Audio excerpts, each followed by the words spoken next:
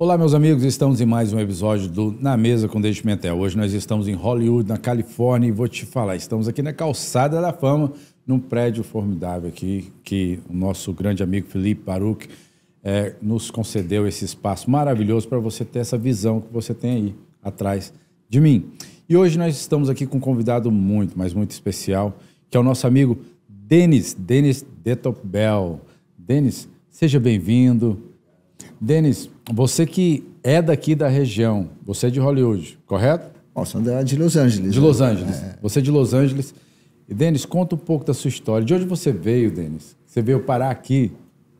Olha, eu já estou há muitos anos aqui nos Estados Unidos, né? Então, minha vida tem sido uma aventura, uma viagem, sempre com o espírito de empreendedor. Eu acho que isso aí é uma genética da família.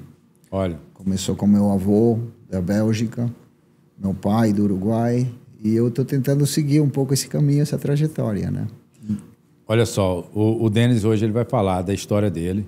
Daqui a pouco a gente vai linkar com a história de sucesso dele e dos projetos, né? É um empreendedor, como ele já falou aqui. Ele começou cedo, empreendendo, né? Se aventurando aí pelo mundo. Só daqui do nosso bate-papo que a gente teve aqui já nos bastidores aqui, ele já foi falando por onde ele já passou um pouco. Então, eu sei que ele tem muita história e muita bagagem, muita experiência. Ele vai estar falando um pouco disso para a gente hoje. Que ele tem essa soda, a soda Bossa, que é a soda que ele está trazendo aqui para os Estados Unidos. Trouxe, né? Fabricando aqui nos Estados Unidos. Que daqui a pouco ele vai explicar mais sobre isso. Mas primeiro, de onde você nasceu? Me fale onde você nasceu, como é que foi essa história de vida lá no começo, assim? Eu gosto de falar do meu coração, não de onde nasci, né? A gente é ser humano, meu coração é brasileiro, tá? Mas eu nasci no Uruguai, eu não posso também ignorar o país que eu nasci, né? Então você é penta. Eu sou pentacampeão. Não, e por parte da mãe somos da Bélgica, então também tem que honrar um pouco essa influência europeia que eu recebi, né? Sim. Eu tive muita sorte também que, graças a essas influências, eu tive a oportunidade desde cedo de poder falar, estudar e aprender vários idiomas, né? Que hoje em dia todo mundo sabe que é fundamental, né? É fundamental.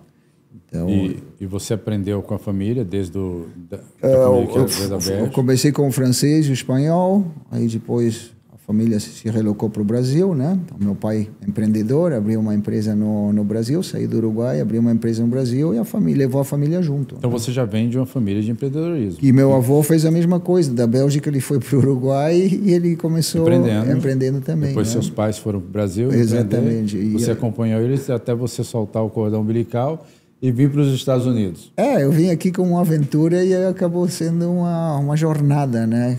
A gente estava conversando antes aí que teve tempos que a gente fica em debate, quero voltar para o Brasil ou ficar aqui, né? No teu caso, eu acho que foi 2005, né? Sim.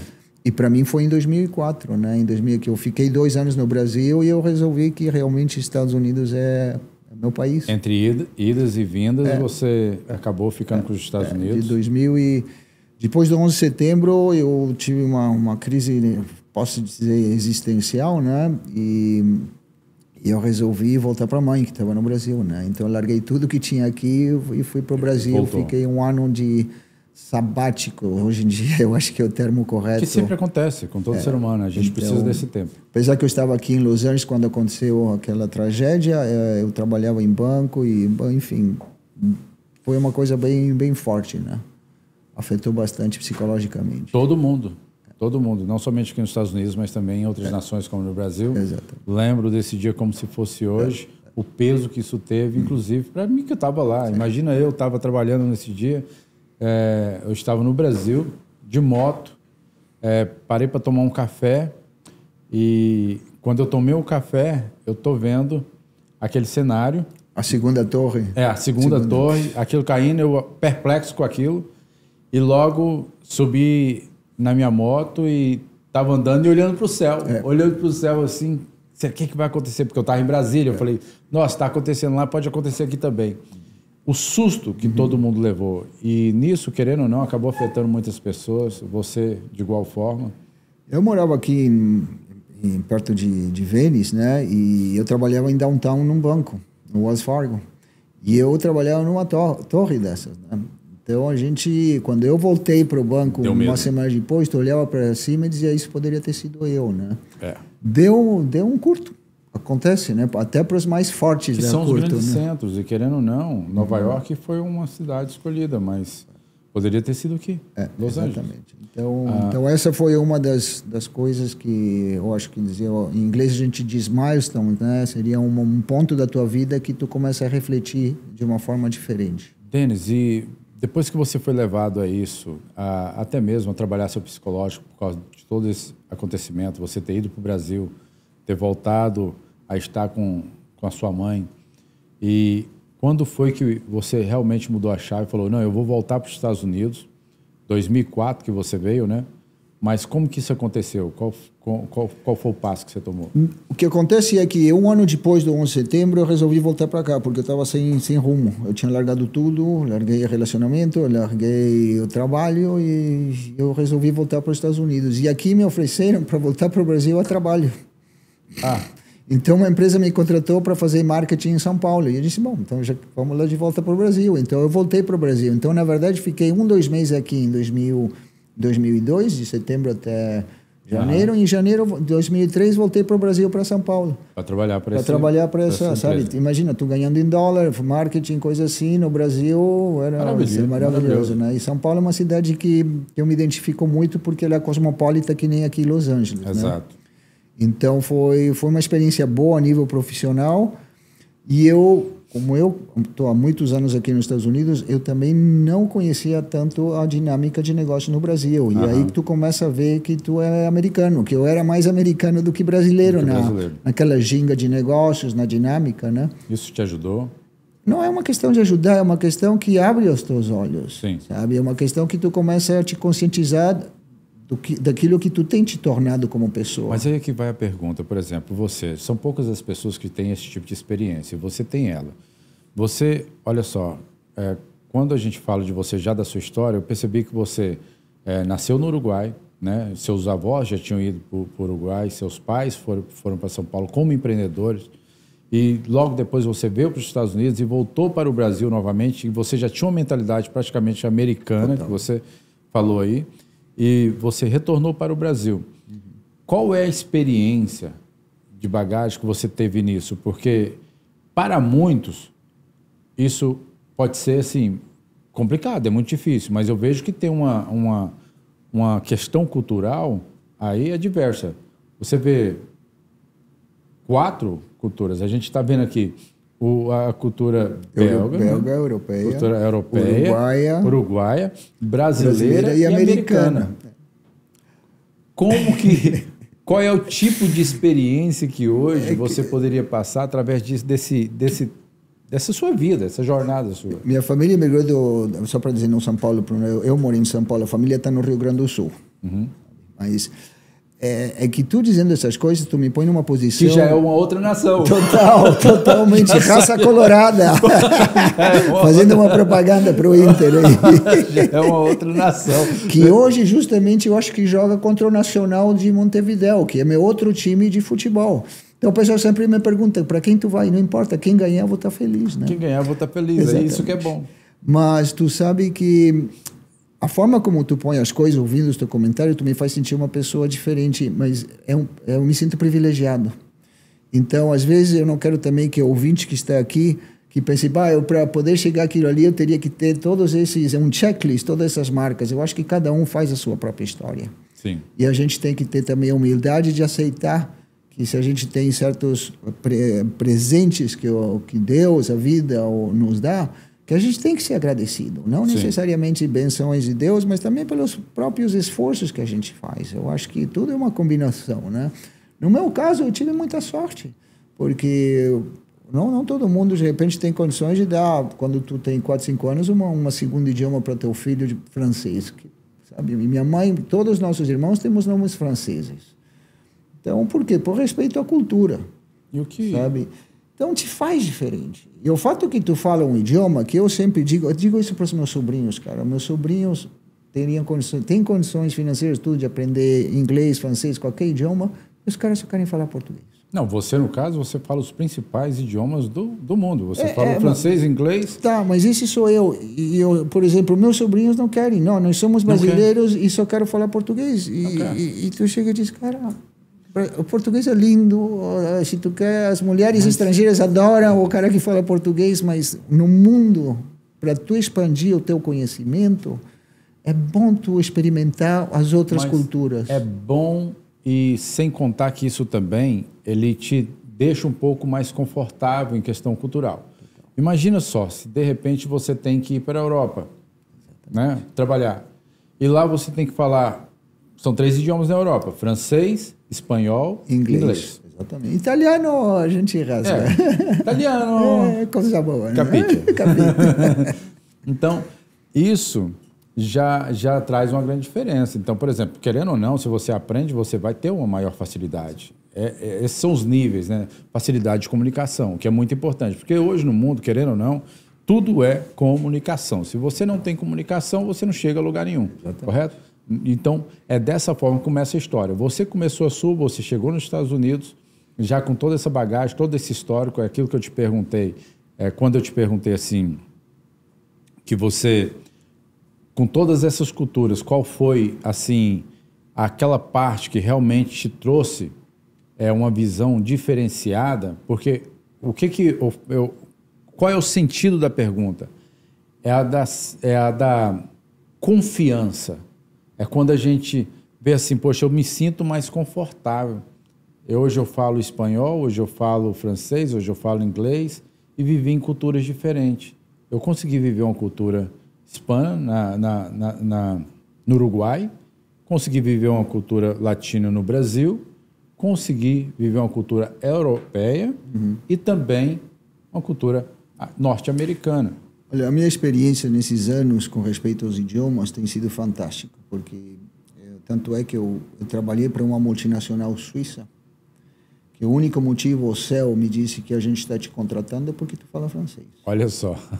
Então, porque eu fui o primeiro menor de 30 anos a ser contratado, não suíço, e ele disse, tu não tem nada, tu não entra em nenhuma dos nossos requisitos, mas o fato que tu fala francês foi decisivo. Não, eu sempre fui meio agressivo, né? Eu respondi, não é isso não, somente. Eu digo, não tem ninguém tão perto daquilo do que tu precisa profissionalmente como eu. Então, o francês, de repente, ajuda para a comunicação. Mas a posição que vocês estão procurando, a pessoa mais perto... Eu posso não ser a pessoa ideal, eu disse para ele. Mas o que está mais perto daquilo que vocês querem sou eu. E o cara ficou meio assim. Porque eu retruquei para o céu, né? Mas então, já para tu ver que eu sou meio...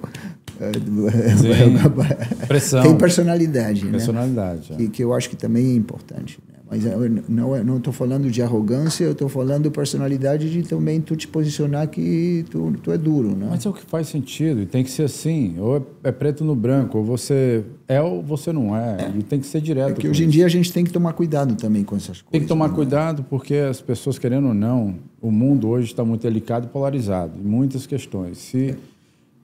Ainda mais aqui, né? Total. Ainda mais aqui. Eu ouvi que falar que no Brasil está igual, está se transformando ou nisso. Pior, né? Não sei, eu tô fora. Tá mais ou menos assim. Mas a questão, querendo ou não, o mundo ele continua girando, continua mudando. A gente vai, é claro, respeitando as adaptações, mas não necessariamente acreditando nelas. Não é bem assim? Então, eu acredito que cada um tem uma visão, cada um tem uma perspectiva da vida, e isso vem de uma bagagem, isso vem de uma história, isso vem de educação, isso vem de questão cultural. E cada passo que a gente dá, a gente sempre vai observar aquilo que a gente aprendeu no passado e analisando aquilo que nós vamos aprender no futuro. E isso é muito bom quando a gente entende esse jogo, e completamente perigoso quando você relaxa nisso e você deixa o negócio ir solto. Mas, trazendo isso já para essa visão, né, ampla que você tem de vida, eu queria que você falasse do seu momento empreendedor. Até aí você trabalhou para a empresa. Exatamente. Quando foi que você teve a ideia de montar o seu primeiro negócio? Bom, eu acho, quer dizer, se a gente está aqui para passar uma mensagem, eu acho que ser empreendedor uma coisa muito especial. Sabe? Tu precisa de uma certa base, uma certa formação para ser empreendedor. Sim. Não somente a boa vontade, não somente a aquela garra de lutar, mas eu acho que tu precisa certas ferramentas. Sim. No meu caso, essas ferramentas eu fui adquirindo através dos anos, sabe? Trabalhando em diferentes setores, diferentes negócios. Então, foram pequenas ferramentas que eu fui acumulando. E o tempo foi passando por muitos anos e dizia, por que eu tenho tudo isso aqui? E tu tem essas ferramentas, mas tu não usa para nada. Então, tem alguma coisa por trás do teu subconsciente que começa a inconscientemente te dizer, cara, tu tá com uma bagagem que tu tá desperdiciando, o tempo tá passando.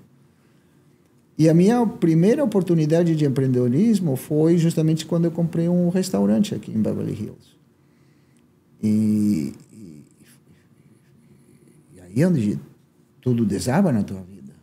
Sim. Porque é muito fácil tu trabalhar e receber um cheque toda semana. Quer dizer, é uma dinâmica completamente diferente. Totalmente diferente. Eu me venderam gato por lebre, cara.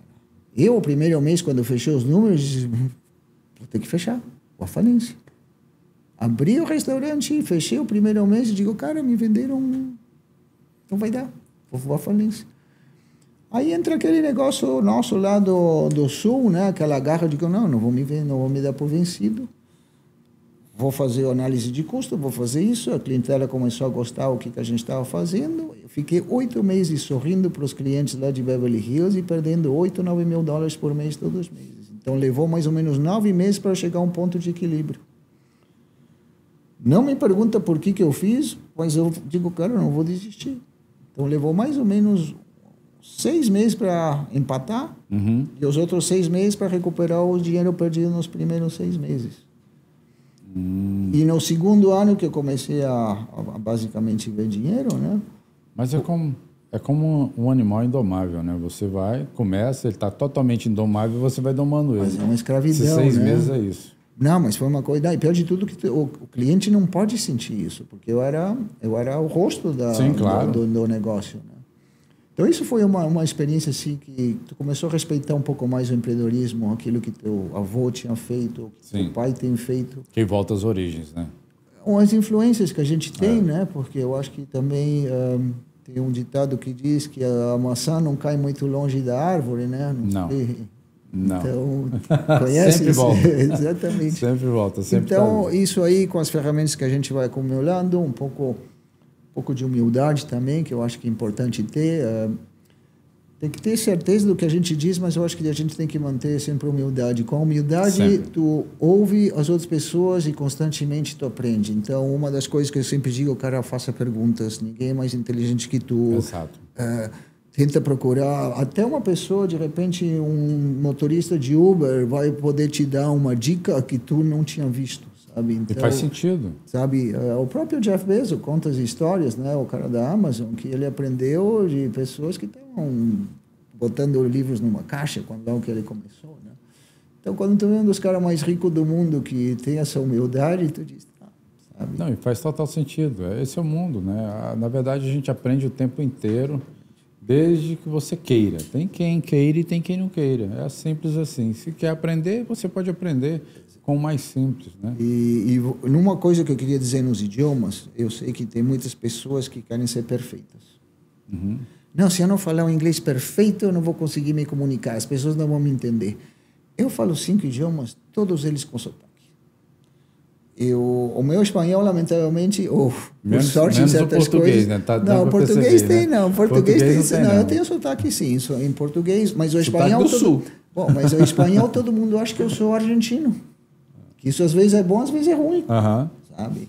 O francês, o pessoal acha que eu sou de uma região do sul da França. Tá entendendo? E o inglês, o pessoal não diz, cara, tu tem sotaque, mas a gente não sabe da origem. Eu digo, não, eu sou do mundo. Eu sou do mundo. Exatamente. Então, o que eu quero dizer é que eu, estando aqui há tantos anos nos Estados Unidos, eu ainda falo com sotaque e não me incomoda. O português tem um sotaque de gaúcho, que nem tu diz, mas quem é gaúcho diz, não, tu é uruguaio, né? Eu digo, eu sou. Então, só não falou tchê, né? Exatamente. Eu sou de Uruguai, tchê. Então, o que acontece? A gente não pode se inibir. Sim. A gente tem que realmente tentar e ter um esforço. Eu acho que é importante a gente dar as peitadas, especialmente com os idiomas. Totalmente. E outra coisa que eu aprendi também, eu não posso comparar, por exemplo, o que é a cultura brasileira com a italiana ou com a belga. Eu acho que todas as culturas têm certas coisas que que basicamente se tu te fecha e começa a comparar, não, porque no Rio Grande do Sul é assim e aqui é assado. Tu não está expandindo a tua mente, Não. sabe? E até outras culturas. Eu, graças a Deus, por causa do espanhol, eu conheço pessoas do México, do Venezuela, do Equador, Colômbia, Peru, todos os países latino-americanos. Todos eles têm me dando um grãozinho de conhecimento.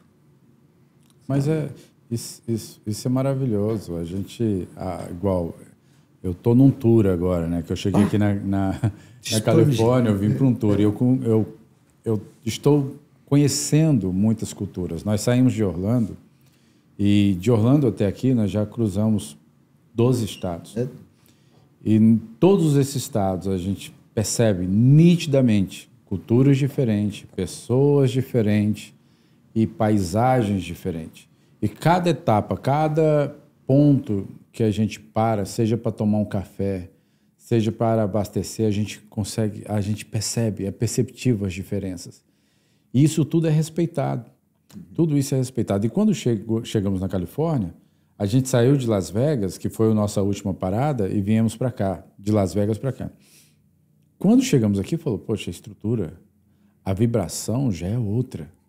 A gente chega em Las Vegas, é uma energia, é algo totalmente diferente. Na hora que chegamos aqui, é algo extraordinário, é uma outra energia. E cada lugar é desse jeito. Teve lugares que nós passamos que de manhã estava 0 graus e quando chegamos em outro à tarde já estava 35 graus quase. Assim, e o pessoal tomando banho na piscina e no outro tá todo mundo agasalhado. Então, assim, olha só para você ver que nação gigantesca é essa. E quando a gente olha também para a América do Sul, que é desse jeito, né? Se a gente olhar para o Brasil, é mais ou menos assim. Total, se a gente sair ali para a Argentina ou então para o Chile, tem muitos lugares que você vai sair do gelo. Exatamente. E partir para o Brasil, você vai estar no calor. E o Rio Grande do Sul tem frio, né? Tem Gramado, assim, mais famosa. Nós passamos cidades parecidíssimas. Tem uma cidade no Colorado que parece muito, né? Então, voltando à tua pergunta, porque o papo está tão gostoso que a gente sai um pouco pela tangente. A gente né? sai e volta. Mas então, voltando à tua pergunta, todas essas ferramentas têm sido aprendizados, sabe? E logo que a gente começou a entrevista aqui, o papo, tu perguntou da Soda Bossa, né? Sim. E basicamente, eu acho que eu comecei importando um Guaraná do Brasil, de uma marca bem famosa no Rio Grande do Sul, que chama Fruc. Foi quando você começou a importar? Eu comecei a importar essa marca aqui, justamente porque a Antártica estava em falta. Mas foi algo assim que você quis fazer por causa do restaurante? Ou não, foi outro projeto? É da cidade onde eu cresci no Brasil. Então foi um sonho que eu tive no ano 2000. Mas isso veio com o tempo que você passou no restaurante, vendo sodas, vendo tudo acontecendo ali? De onde veio essa ideia? É um pouco as loucuras de empreendedor, que a gente põe uma ideia na cabeça. Nos anos 2000 eu sempre disse, eu quero trazer Guaraná aqui. A ideia sempre foi, meu sonho é que o consumidor americano tenha a experiência do que é um Guaraná. Começou tudo ali. E por quê? Porque morando aqui nos Estados Unidos tantos anos, o Guaraná sempre achei que é um sabor icônico. Né? Sim. Não somente o que ele representa no Brasil, é que nem a Coca-Cola para o americano, o Guaraná é cultural, né?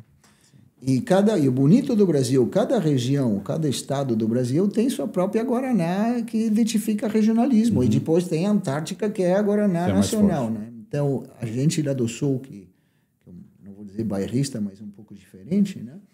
Tem essa marca Fruc da cidade onde eu cresci, que todo mundo sempre disse, a Fruc é melhor do que a Antártica, mas não tem as possibilidades de que tenha uma Antártica. Né? E nessa marca que você criou, você está fazendo aqui hoje... A Soda Bossa. A Soda Bossa. Então vamos lá. Isso aí. Então, qual que... São essas três aqui? Três? São quatro. São quatro. Qual que você sugere para mim, para eu tomar aqui delas? Questão de gosto. Vamos ver se tem personalidade essa soda. Olha, se tu fosse americano, a ideia da soda... Eu sou metade. Não, por isso. Então, quando tu vê isso aqui na prateleira e tu não conhece do Brasil, o que acontece? Guarana. Passion fruit. Dragon fruit. Na dúvida, vou no limão. Então, o limão está aqui justamente para aquela pessoa que realmente vê uma coisa diferente, não é muito usado. Então, esse aqui foi elaborado justamente de limão, em função disso. Guaraná é Brasil. Sim, Guaraná. Então, e o Passion Fruit é um sabor mais azedo, e aí o Dragon Fruit, que é a pitaia, é um sabor mais doce. Né? E eu vejo essas duas aqui. Brasil, verde e amarelo. Deixa eu mostrar. É porque a gente não ia falar de marca, né? Elas vêm assim. Não, isso eu coloquei agora para mostrar. Elas vêm individuais, em caixas de 12, ou um pacote de 8. Pela Amazon vem num pacote de 8. Deixa eu... Guaraná Berry. Deixa eu provar esse aqui. Bom, então, só para te explicar. Isso aqui são 7 anos de trabalho. O que tu está olhando agora são 7 anos de trabalho. Do ponto de vista financeiro, é prejuízo. O que a gente faz no sentido de marca não tem nada a ver com aquilo que tu estuda numa universidade, não tem nada a ver com os princípios de negócios que toda pessoa está acostumada. Quando alguém está querendo criar uma marca, tu tem que olhar há 15, 20 anos. Sim. E tu tem que pensar que eu vou perder dinheiro. Sim. Sabe? Eu não me importo. Eu não vou fazer dinheiro, mas tem que ter uma certa perseverança. Poucas pessoas têm, de repente, essa determinação. Então, o que acontece? O que tu está vendo aqui são 8 anos de prejuízos, de sacrifícios, de erros.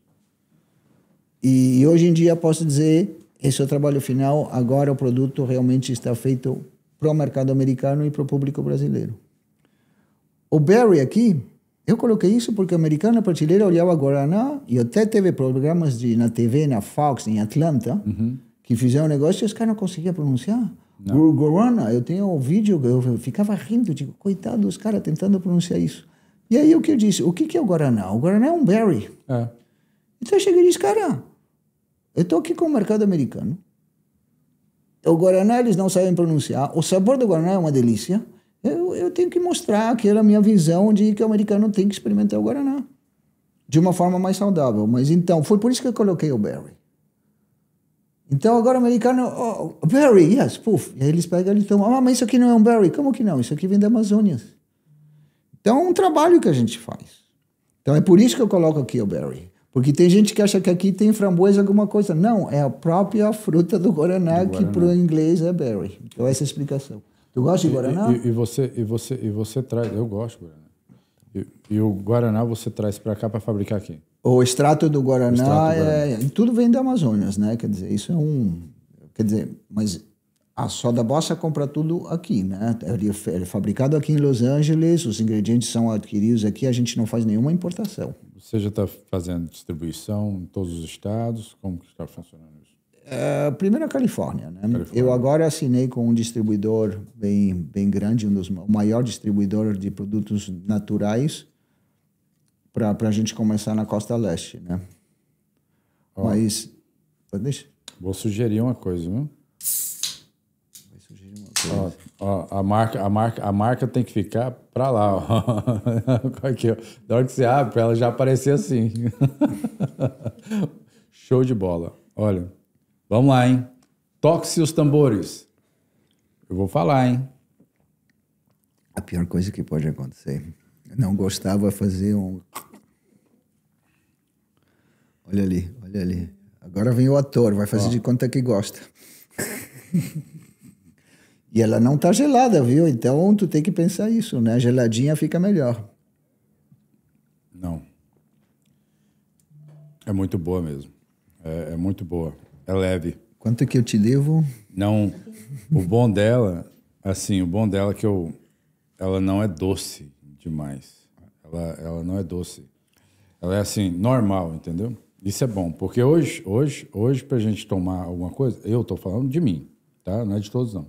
Eu não tomo Guaraná normal. Por causa do açúcar. Embora eu gosto. Mas eu não tomo, porque quando eu pego uma latinha de Guaraná, eu vou pegar 180 calorias. 137. 137 calorias. Essa aqui só tem 35. Só tem 35. 8 gramas de açúcar. Exatamente. Então, essa foi a diferença que eu percebi aqui ao tomar. Então, aí volta aquela pergunta de... Posso chamar soda bossa de refrigerante? Não. Mas soda é um refrigerante? Sim. É. O que é a soda? A soda é o que a gente chama, que é uma nova categoria, que é The Modern Soda, uma soda moderna. A qual, justamente, a gente usa a base de um refrigerante, mas tenta fazer ele de uma forma mais, entre aspas, saudável. Usando produtos naturais, os corantes são naturais, os adoçantes não são artificiais. Então, isso que faz essa nova categoria Modern Soda ser chamado de refri saudável, se tu pode chegar e dizer que é saudável, porque qualquer coisa que não seja água não vai ser saudável. Não, é muito bom, por sinal, tá de parabéns. Chegar esse produto... Mas eu estou muito feliz, estou muito feliz. É um projeto de 20 anos, eu estou no ano 8, então eu ainda não posso dizer que a soda bossa é um sucesso, mas a minha jornada por si tem sido um sucesso, e para mim isso aí é o que vale. É o que vale. A consequência é... lógico, eu acho que o sonho de qualquer fundador de marca de consumo é que o maior número de pessoas consuma e que faça dela um cotidiano. Então, por exemplo, vou tomar uma soda bossa 2 vezes por semana. Que nem muita gente faz com a Coca-Cola, com a Pepsi. Sim. E outros que faz parte da vida deles. Esse é o sonho de um fundador de marca de produtos de consumo, né? E por isso que a gente, como empresário, eu tenho uma idolação pela Antártica, pela Coca, pela Dr. Pepper, porque eles conseguiram fazer que o consumidor faça do produto deles uma coisa, parte da vida deles, né? Já faz parte do estilo de vida. Exatamente. Né? Então, esse é o sonho que eu tenho. Eu, por enquanto, não cheguei, né? E a comunidade brasileira é a que mais resiste, sabe? Sério? Sim, porque tem Antártica. Que é a mesma coisa tu chegar para... Imagina tu ir no McDonald's e dizer, não vai ter mais Coca-Cola, a partir de amanhã vocês vão beber Bossa Cola. O americano vai entrar em crise, faz uma revolução. Então, eu não posso pretender que o brasileiro chegue e diz, não, a partir de amanhã não tem mais Antártica, bebe a soda bossa. A pessoa vai dizer, cara... mas justamente por causa dessas mudanças que a gente havia falado no início do nosso bate-papo, isso tudo está mudando. As pessoas hoje estão querendo ter uma vida mais saudável. E as pessoas estão calculando isso. Está calculando as calorias, está calculando se isso vai trazer um benefício ou não. Só o fato de você já falar que não tem... corantes ali misturados. Agora mesmo, foi ontem, eu vi que o estado... Teve um estado, agora nos Estados Unidos, estou tentando lembrar o nome do estado, mas eles proibiram nas escolas de colocarem alimentos ultraprocessados. Está tendo uma mudança, logicamente. Mas não existe alguém que consiga manter um estilo de vida 100%. Eu tenho 80-20. Então, 80% do meu tempo eu como bem, 20% eu chuto o balde. Nesse momento, eu vou comer uma paçoquinha, eu vou comer um pastel e eu vou tomar um veneno. Mas já está valendo. O problema de hoje é o seguinte, é porque mistura tudo. Mistura o estresse, mistura o ritmo do planeta hoje, como é que as coisas estão andando. Se você não unificar uma alimentação boa para você sobreviver esse mundo aí fora, aí, eu vou te falar... Todo mundo entra em crise, e sem contar o câncer aí que está varrendo muita coisa por causa de alimentação. Acho que é muito importante, né, focar nisso.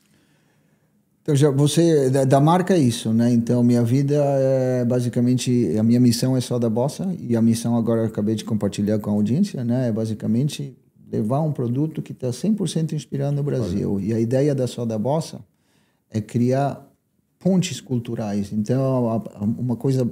de pensamento brasileiro, mas também pegar nas outras culturas de uma forma nobre. Mas sem som de dúvida, Denis, olha, em primeiro lugar, parabéns por tudo que você tem feito, pelo que você já fez na sua vida, a sua jornada, né, o fato de você representar quem você é, porque hoje você representa muitas culturas, a gente vê uma pessoa representando muitas culturas, e por sinal, assim, com bastante idoneidade, bastante sabedoria nisso tudo, criando a sua marca, enfrentando novos desafios, toda uma trajetória e ainda assim criando desafios e aqui no teu pensamento já gerando os desafios dos próximos 20 anos. Isso é muito importante. Eu queria aqui hoje finalizar esse episódio até mesmo com uma palavra sua para os nossos telespectadores, uma palavra de inspiração, aquilo que você sentir, aquilo que você quiser falar. Eu creio que tem muitas pessoas aqui que vão estar te assistindo, que estão te assistindo e querem saber de você, uma mensagem, sabe? Para trazer força. Vocês me põem na... Vamos lá, você olha para aquela câmera ali e manda ver. Ó. A mensagem é: siga seu instinto e tente aprender o máximo possível. Tenha humildade de dizer eu não sei nada e eu vou tentar procurar ferramentas. Hoje em dia essas ferramentas podem não me servir, mas a gente nunca sabe o que nos espera no futuro. Então, quando as situações vão se apresentar e tu tem essa ferramenta, tu vai conseguir enfrentar elas mais à vontade. Porque quando a gente não está preparado, realmente os desafios ficam pior. Então, a gente tentar se armar o máximo possível, não somente conhecimentos, mas culturais, expandir os nossos conhecimentos. E se não aparecer essa oportunidade, pelo menos você tem dentro de si mesmo. Isso aí ninguém vai conseguir tirar. Isso aí. Estamos aqui finalizando mais um episódio do Na Mesa com David Pimentel e eu quero aqui lembrar, sem sombra de dúvida, os nossos patrocinadores, o Drix Multimídia e também a Georgia Pro, PaizoX e também o nosso grande patrocinador desse tour que estamos fazendo Volta à América, que é o KA RV. Se você precisa de um RV, se você precisa também consertar o seu RV, você pode buscar eles que estão lá em Orlando, entendeu? Acho que é uma referência muito grande, sabem consertar seu RV da melhor forma possível. Você que tem lá, sofre um acidente, muitas vezes você vai para fazer um reparo e praticamente você tem que trocar toda a frente do RV e comprar peças novas. Eles não, eles conseguem fazer essa peça para você, fazer um reparo e fica excelente. Então, é isso aí. Fica o KA RV, que é o nosso grande patrocinador desse tour e também desse episódio. Você que nos acompanha, te agradeço por você estar conosco todos os episódios do Na Mesa com David Pimentel. E eu te espero até a próxima, tá bom? Forte abraço e tchau, tchau.